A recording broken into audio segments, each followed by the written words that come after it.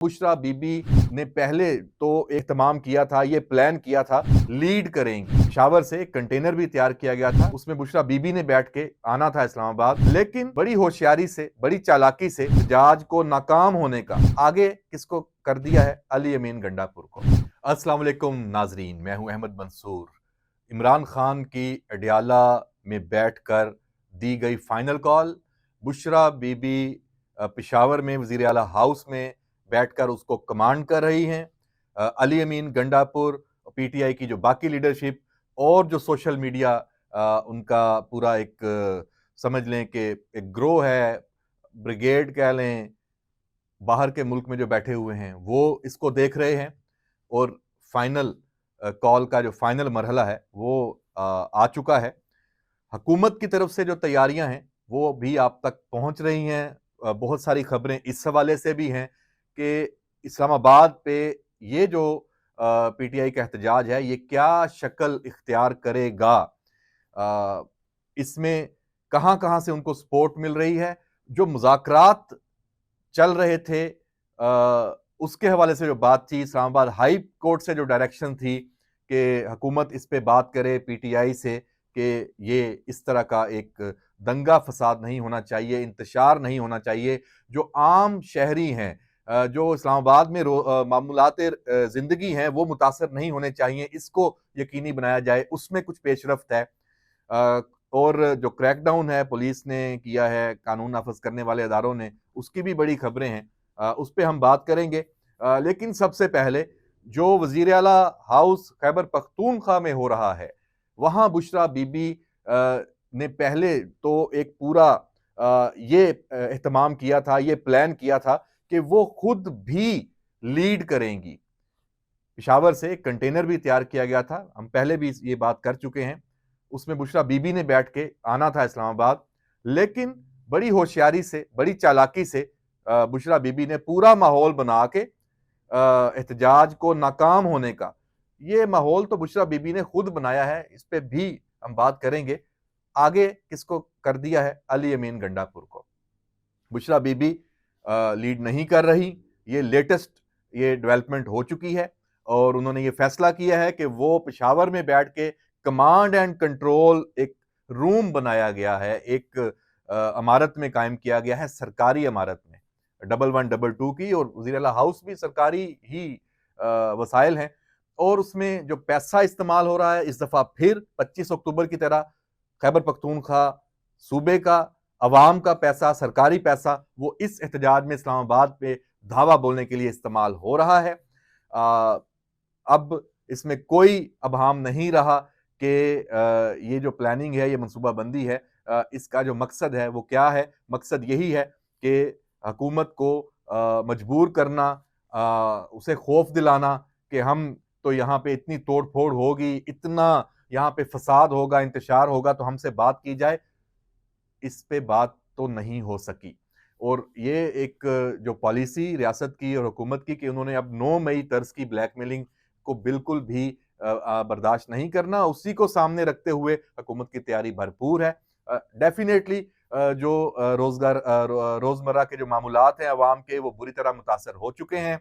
चूंकि कंटेनर्स लगे हुए हैं, मोटरवेज बंद हैं, सड़कें बंद हैं, ताकि इस्लामाबाद कम से कम तादाद में जो कारकुन पहुंचे पीटीआई के और यहाँ पे ज्यादा वो जोर ना पकड़ने पाए, ये हिकमत अमली है। और जो यहाँ आए उनको गिरफ्तार करने की भी तैयारियां हैं, उनको मुंतशिर करने की भी तैयारियां हैं, इंतजामात मुकम्मल हैं। उससे पहले रावलपिंडी इस्लामाबाद में जो पहले से आके यहाँ मौजूद थे, जिन्होंने यहाँ पे छुप गए थे, लीडर्स भी और कारकुन भी, उनके खिलाफ क्रैकडाउन। पुलिस ने 27 टीमें थी सिर्फ इस्लामाबाद पुलिस के मुख्तलिफ थानों की, 200 से ज्यादा जो पीटीआई के कारकुन नहीं कहना चाहिए, क्योंकि जो उनसे असला निकला है, यकीनी तौर पे वो शरपसंदी के लिए यहाँ पे थे, वो असले समेत गिरफ्तारियां हुई हैं और उनको अब कानून के कटहरे में लाने के इंतजाम किए जा रहे हैं। और ये इस वक्त वफाकी हुकूमत ने, इस्लामाबाद पुलिस इंतजामिया ने ये कहा है कि सख्त किस्म की जो कानूनी कार्रवाई है, जो जो उनसे चीजें निकली हैं, जो अब उनसे मालूमात भी मिलेंगी, जो यहाँ पे पकड़े गए हैं, और ये सिलसिला अभी जारी है। ये अब अगली 24 की रात भी होगा, फिर उसके बाद भी अगर ये मामला आगे बढ़ता है तो ये इकदामात होंगे। जो गिरफ्तार होगा वो 9 मई के तर्ज के मुकदमात उनके खिलाफ होंगे, क्योंकि डी चौक का कहा गया है कि डी चौक तक हर सूरत में आना है। डी चौक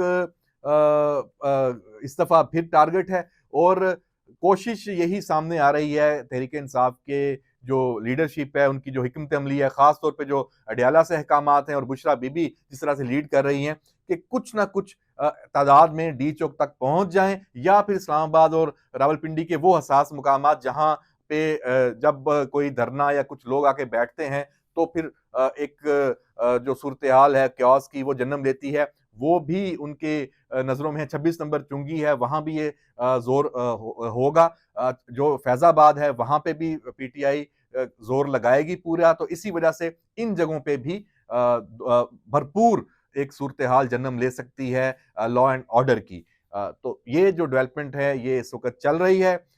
इसके साथ साथ जो एक अफगान शहरियों की, पाकिस्तान में जो मुकीम अफगान शहरी हैं उनमें गैर कानूनी तौर पर जो मौजूद है उनकी भी बड़ी तादाद है, उनका किरदार भी है। उसको तहरीक इंसाफ ने इस दफा फिर ऑन कर लिया है। शेर अफजल मरवत से एक प्रोग्राम में सवाल किया गया कि ये तो गिरफ्तारियां हुई हैं और खास तौर पे जो 9 मई के जो मुजरम जिनको सजा सुनाई गई है उनमें 4 अफगानी हैं। तो शेर अफजल मरवत ने कहा कि अब वो तो पाकिस्तान में रह रहे हैं और इतने सालों से तो यहाँ की इकोनॉमी में भी हिस्सा है, तो वो तो एक सियासी अमल में भी है, तो वो उनको पूरा हक है। भाई उनको हक किसने दिया?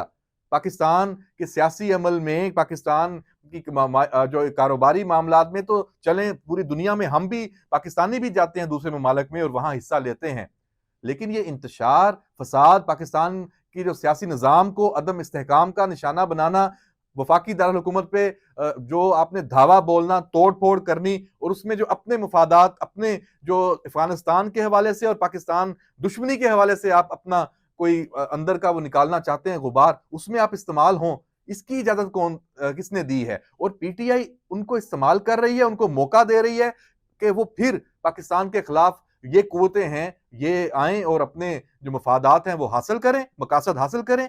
तो इस पहलू को अभी देखना होगा और इसमें अगर ये पीटीआई इसको ऑन कर रही है तो इस हवाले से फिर कानून किधर है? पीटीआई के इस फोरम पे जो लीडरशिप है उनसे सवाल क्यों नहीं होता? उनको कटहरे में क्यों नहीं लाया जाता? तो ये बहुत ही संगीन पहलू है जो इस मर्तबा फिर एक दफा फिर जो अफगान शहरी हैं, जो पाकिस्तान में मुकीम अफगान जो लोग हैं, वो अगर इस तरह के काम करते हैं फिर उनका यहां रहने का क्या जवाज है? वो 3 मिलियन है, वो 4 मिलियन है, 20 लाख हैं, 40 लाख हैं, उनकी फिर शनाख्त की जाए और उनको फिर वापस अफगानिस्तान भेजा जाए। ये अमल अब तेज होना चाहिए, ये अमल शुरू है, लेकिन इसको अब जंगी बुनियादों पे होना चाहिए कि अगर ये बार बार पाकिस्तान का जो एक लॉ एंड ऑर्डर की सिचुएशन यहां पैदा करते हैं और इसके साथ साथ नेक्टा का जो एक अलर्ट, थ्रेट अलर्ट है, ये भी बड़ा अलार्मिंग है। इस थ्रेट अलर्ट में ये बताया गया है कि 19 और 20 नवंबर को जो फितनातुल खारिज के दहशतगर्द हैं वो अफगानिस्तान से पाकिस्तान आए हैं, ये इतलात मौजूद हैं, उन्होंने बॉर्डर क्रॉस किया है और मुख्तलिफ बड़े शहरों में वो आके छुप के बैठ गए हैं। कानून नाफज करने वाले अदारे उनके पीछे हैं। उनका हदफ क्या है? उनका हदफ है जहां गैदरिंग हो, जहां पब्लिक कोई जलसा जुलूस हो और पीटीआई की जो रैलीज हैं और ये एहतजाज, इनको टारगेट हो ताकि फिर मजलूमियत का एक और अंसर हो और पाकिस्तान में जो ये अपनी जो दहशतगर्दी की कार्रवाइयां हैं, मकासद हैं, वो हासिल करें और पाकिस्तान में हुकूमत और रियासत उसको चैलेंज किया जाए और अवाम उनको उनकी जो जिंदगियां हैं उनको खतरे में डाला गया है। ये इस वक्त सब कुछ आपस में मिली भगत से है। इस पे भी अब देखना है, पीटीआई को चाहिए कि जब ये सूरत हाल है तो ये अपना ये एहतजाज जिसकी अब कोई वक़्त नहीं है, कोई हैसियत नहीं है, आप इस एहतजाज से अब कुछ नहीं हासिल कर सकते। आप इस एहतजाज से बानी पीटीआई इमरान खान को बाहर नहीं ला सकते। आपने कोशिश की दबाव डालने की, मुज़ाकरात करने की और कहा कि हमें छोड़ दिया जाए तो हम कुछ नहीं करेंगे। और बुशरा बीबी ने जो वीडियो पैगाम भी दिया उसमें भी ये कहा गया कि जी हम किसी से बदला नहीं लेंगे, मतलब हमें छोड़ दिया जाए। जब वो मुज़ाकरात नाकाम हो गए और आपसे कहा गया कि भाई 9 मई के मुकदमात हैं, आप उनका सामना करें, आपके जो 190 मिलियन पाउंड का केस है उसका सामना करें अदालत में, आपके ऊपर जो तोशाखाना का मुकदमा है उसका सामना करें, अदालत ने आपको पहले भी रिलीफ दिया है, आइंदा भी जाके अदालत से रिलीफ ले लें। लेकिन इसकी इजाजत नहीं होगी कि आप ब्लैकमेल करके इस तरह कोई रियासत को से कोई फायदा ले लें और उसके बाद फिर एक मुसलसल अमल वो शुरू हो इस मुल्क में सियासी अदम इस्तेहकाम का। तो जब ये सब कुछ नाकाम हो गया तो अब ये आखिरी जो 24 नवंबर की कॉल है और पीटीआई इस कॉल में आगे किस तरह बढ़ती है, चीज़ें सारी सामने हैं। ये अगले 2 दिन बहुत अहम है। इसमें ये बात भी एक देखने की है। और जो बुशरा बीबी का आखिर में मैं ये भी बात करता चलूं कि अभी एक बयानिया ये बनाने की कोशिश हो रही है कि जो बुशरा बीबी ने ये वीडियो रिकॉर्ड की और सऊदी अरब को टारगेट किया, पाकिस्तान और सऊदी अरब के ताल्लुकात के ऊपर हमला किया, उसमें उसके पीछे ये कोई गलती से हुआ ऐसा नहीं है, ये सोचे समझे मंसूबे के तहत हुआ है। ये बुशरा बीबी के ऊपर इसका मलबा ना फेंका जाए कि ये उन्होंने किया है। ये भी अब ये कोशिश वो इस्तेमाल हुई है, वो फ्रंट पे है, पीछे इमरान खान है। ये जो सऊदी अरब पे भी हमला हुआ है ये इमरान खान के कहने पे हुआ है। ये इमरान खान की उसी पॉलिसी का ये आगे तसलसल है जो साइफर से उसने शुरू की थी। अमेरिका, चीन, सऊदी अरब, दुनिया का हर मुल्क जिससे पाकिस्तान के अच्छे ताल्लुकात हैं, उनको पाकिस्तान से खाइफ किया जाए। पाकिस्तान की जो दाखिली सियासत है, इंतशारी सियासत है पीटीआई की, उसमें उनको मुलव्वस करके उनको दूर किया जाए, ये साजिश है। और इमरान खान इस साजिश में एक दफा फिर बुशरा बीबी को उसने इस्तेमाल किया। वो एक है, एक ही सिक्के के दो रुख हैं, लेकिन ये सिर्फ बुशरा बीबी के जहन की कारस्तानी नहीं है, ये 100% इसके पीछे इमरान खान का जहन और उसकी मनसूबाबंदी मौजूद है। और इस से जान छुड़ाना इतना आसान नहीं होगा। क्यों? क्योंकि 100% झूठ बोला गया है, 100% इसमें कोई किसी किस्म की कोई इसमें गुंजाइश नहीं है कि ऐसा कुछ हो सकता है। और ये अब चूंकि इनको समझ आ गई है कि जो इन्होंने सोचा था कि इसका रिएक्शन पता नहीं क्या आएगा और यहाँ पे इनको कोई फायदा होगा, उल्टा इनके गले पड़ा है ये वाला जो अमल है। और ये आगे मजीद गले पड़ेगा, ये दफन होने वाला नहीं है, ये महज एक बयान और एक इल्जाम की बात नहीं है, ये मामला आगे तक जाएगा। और 24 नवंबर को डील करने के बाद हुकूमत और रियासत इस मामले पे फिर पेशरफ्त करेगी, ये हमारी इतलात हैं, इसको बहुत संजीदगी से लिया गया है। और बाकी जो कुरम एजेंसी, बहुत अफसोसनाक सूरत हाल है। सूबाई वजीर आला अली मीन गंडापुर साहब, खुदा के वास्ते आप इस्लामाबाद पे चढ़ाई करने की बजाय अपने सूबे के मामलात को देखें। कत्लो गारत हो रही है, अमनो मान की सूरत हाल क्या है वहां पे। जिस तरीके से दो जो ग्रुप हैं वो एक दूसरे पे बिल्कुल उन्होंने एक जंग की कैफियत वहां पे की हुई है। भाई आप वहां पे हुकूमत हैं, आप रिट अपनी कायम करें और वहां पे जाएं। सूबे के वजीर आला को वहां होना चाहिए था। तमाम जो सूबाई जो रियासती जो मशीनरी है वो वहां पे होनी चाहिए थी। वहां लोगों की अमलाक जली हुई हैं, कभी एक फरीक दूसरे को मार रहा है, दूसरा दूसरे तीसरे को मार रहा है। इंतहाई अफसोसनाक, वो मनाजर देखे जाने के काबिल नहीं है। तो कुरम में जो आग लगी हुई है उसको बुझाना सूबाई हुकूमत की भी जिम्मेदारी है और वफाकी इदारे वफाक की भी जिम्मेदारी है। इसको तरजीही बुनियादों पे सबको आपस में मिल बैठ के वहां पे जाना चाहिए, इसका हल निकालना चाहिए। इसमें ये नहीं है कि आप वफाक पे चढ़ाई सूबा कर रहा है तो जाहिर सी बात है वफाक यहां एंगेज हो गया तो वफाक के सारे इदारे यहां जो फंस गए पूरे मुल्क में। उनकी जो पूरी तैयारी है, पूरा फोकस है, वो इस वक्त पीटीआई का एहतजाज हो गया। तो ये सूरत हाल नहीं होनी चाहिए। ये सारा कुछ, ये सारा निजाम तलपट हो गया तो किसी के हाथ कुछ नहीं आना।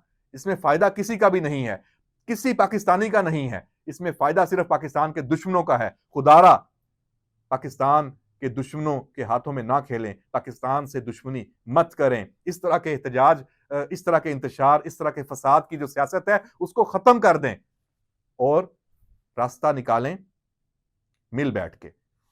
इजाजत दीजिए, अल्लाह हाफिज।